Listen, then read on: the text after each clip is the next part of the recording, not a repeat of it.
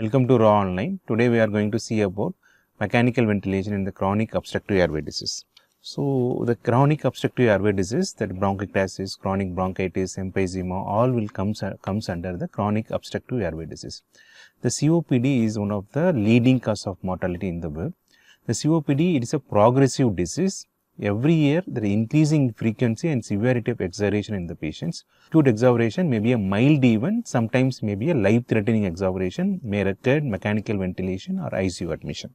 When you see here that in COPD and asthma, the incidence of the COPD is very high compared to that asthma. The incidence is progressively decreased. In 1998, the incidence rate was 10% in COPD. 2004, it's around 6, then slightly increased, but it was holding around, the incidence rate was around 6 to 8%. But in asthma, it's relatively, it's incidence are very low compared to that COPD. So, most commonly as an intensivist or anesthetist, we will face a situation of acute exavation of COPD. So, to understand and ventilate the patients with acute exavation COPD, the basic underlying respiratory and understanding of the respiratory mechanics is very important. When you see here first that in COPD, that in emphysema, the alveolar membranes are broken down or damaged.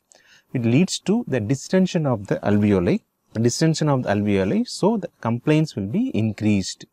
The second thing, because of the viral infection or bacterial infection or cigarette smoking and environmental pollution, that it leads to inflammation of the airway, which leads to inflammation or excess mucus, so it will increase the airway resistance.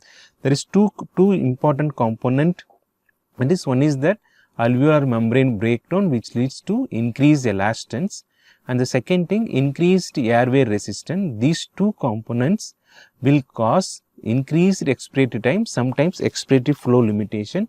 That is the reason for the decompensation in the patients with COPD. First, how will they present to you? First thing, the common symptom with COPD, acute exavation COPD is dyspnea. The patient feels some uncomfortness.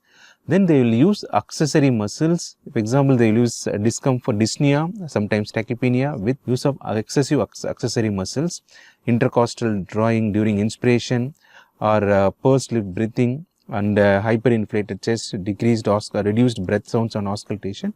All these presents to the patients comes to you with you. Sometimes patients will be severe hypercapnic and severe respiratory acidosis. They may be unresponsive. Patient is severely hypoxic to you. So that I already told that the acute exavation of COPD, the symptoms may be very mild. You can treat on the OPD basis. Sometimes very moderate to severe. The patient may need ward or ICU admission to us. So, whatever that acute exavation COPD, the most common presentation to ICU is hypoxia with hypercapnia. So, whatever the reason is mild, moderate or severe, if any patient, COPD patient comes to you with hypoxia, your saturation target is 88 to 99%. Why they are giving this tight control of saturation target? Because if you give excessive oxygen to this patient, it leads to carbon dioxide retention, which is called oxygen-induced hypercapnia in COPD. For that, you to titrate that fixed saturation target to 88-92. If you mild one, we want to supplement the oxygen through the mask, preferably go with a fixed oxygen delivering device like Venturi or in avoid face mask or nasal cannula. In those masks, those delivering devices, we cannot titrate the FiO2. We don't know how much FiO2 was delivering to the patient. It may be high. It may lead to carbon dioxide retention. So, all we thought during that our MBBS period, all the reason for oxygen-induced hypercapnia and COPD is the hypoventilation. There is a loss of hypoxic drive in the hypoxic drive in COPD patient, which leads to the hypoventilation.